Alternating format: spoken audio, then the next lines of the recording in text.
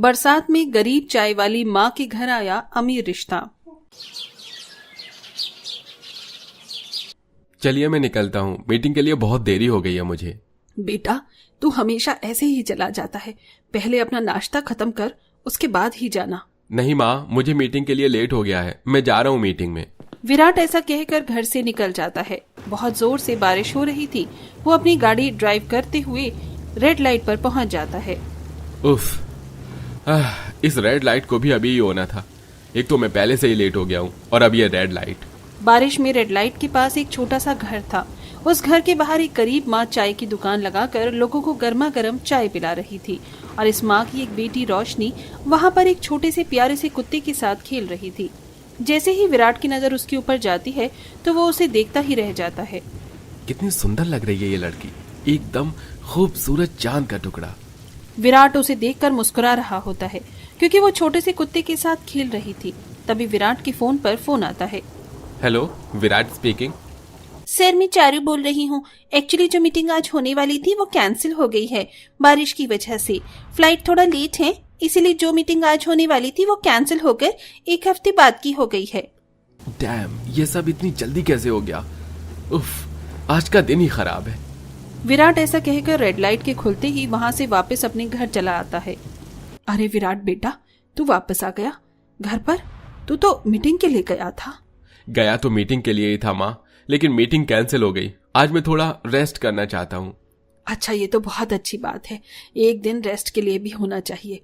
मैं तेरे कमरे में कॉफी और पकौड़े भिजवा देती हूँ। क्या बात है माँ, आज आप पकौड़े बना रही हो?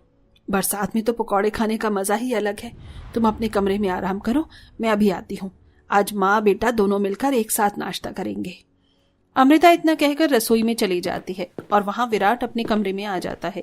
जैसे ही वो अपने बेड पर लेटता है, उसकी आंखों के सामने रोशनी का चेहरा नजर आता है। कितनी खूबसूरत थी वो लड़की, बेचारी कितनी गरीबी में रह रही थी। उसे बारिश में खेलना कितना पसंद था। तभी विराट की नजर अपनी बालकनी में जाती है जहां बारिश हो रही थी। वो अपने कमरे से उठकर बाहर बालकनी में आ जाता है और बारिश में भीगने लगता है।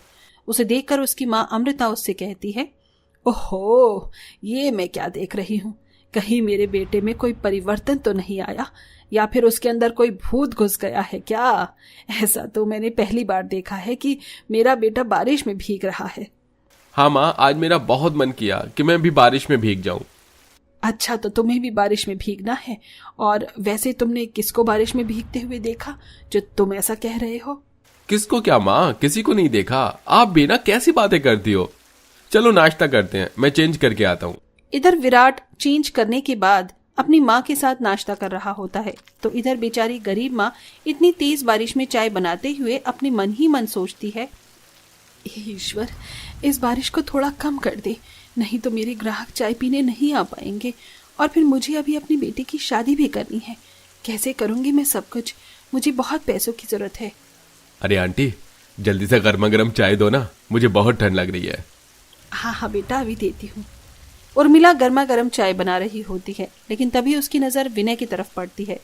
विनय उसकी बेटी को बहुत घूर घूर कर देख रहा होता है। रोशनी, कितनी बार कहा है कि तुम्हें घर के बाहर मत निकला करो। बारिश में पूरी तरह भीग गई हो। चलो अंदर जाओ और कपड़े चेंज कर लो, और अब तुम्हें बाहर आने की जरूरत नहीं है।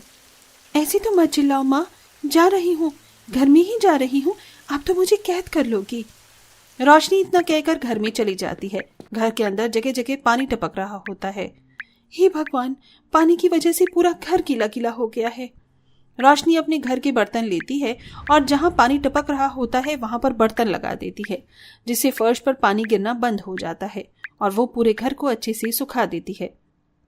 बारिश होती है तो अच्छा लगता है, लेकिन बारिश से चारों तरफ कीचड़ कीचड़ हो जाती है और परेशानी भी होती है।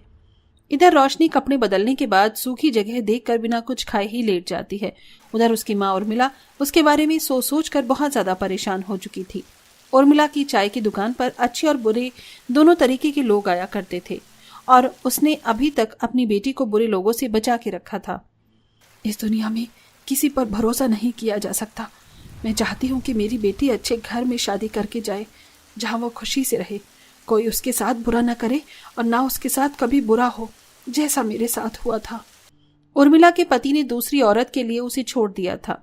बेचारी उर्मिला ने बहुत बुरे दिन देखे थे और फिर उसने अपनी बेटी के लिए जीना सीखा।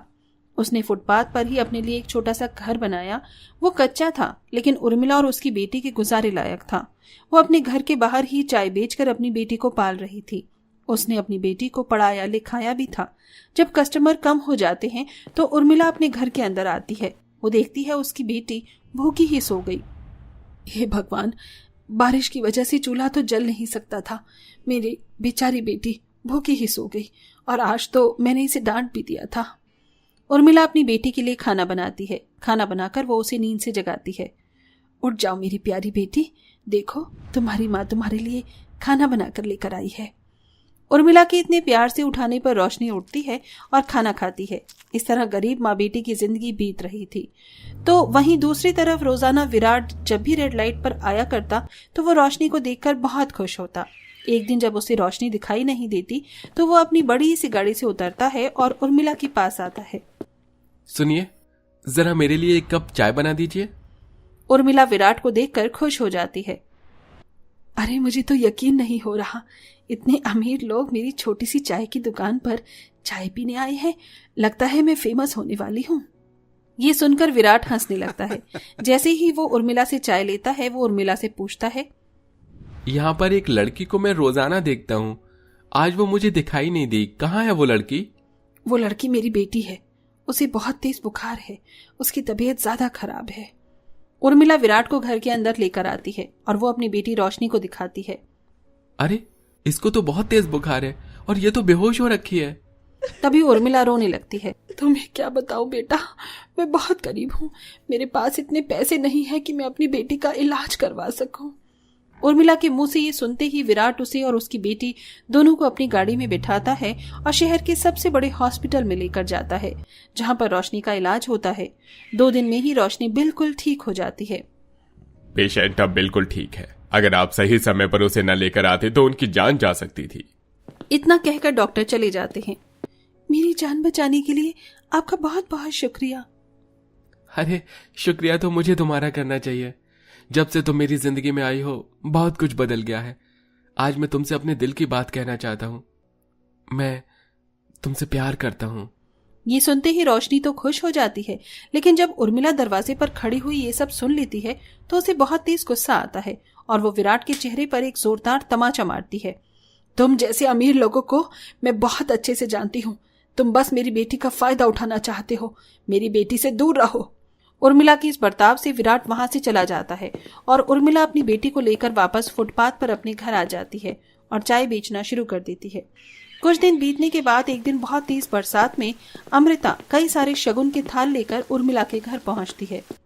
बहन जी, मैं हाथ जोड़कर तुम्हारी बेटी का हाथ अपने बेटे के लिए मांगने आई हूँ और तुम्हारी बेटी के लिए रिश्ता लेकर आई हूँ। अमृता को उसके बेटे ने भेजा था।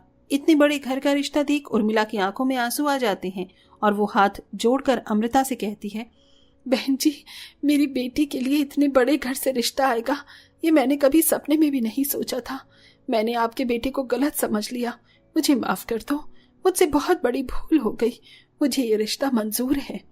इस तरह उर्मिला इतने बड़े घर के बेटे से अपनी बेटी का रिश्ता कर देती है और बरसात में वो अपने घर के बाहर ही मंडप लगवा कर अपनी बेटी की शादी करवाती है और उसे खुशी खुशी विदा कर देती है, जिसके बाद रोशनी विराट के साथ खुशी खुशी रहने लगती है।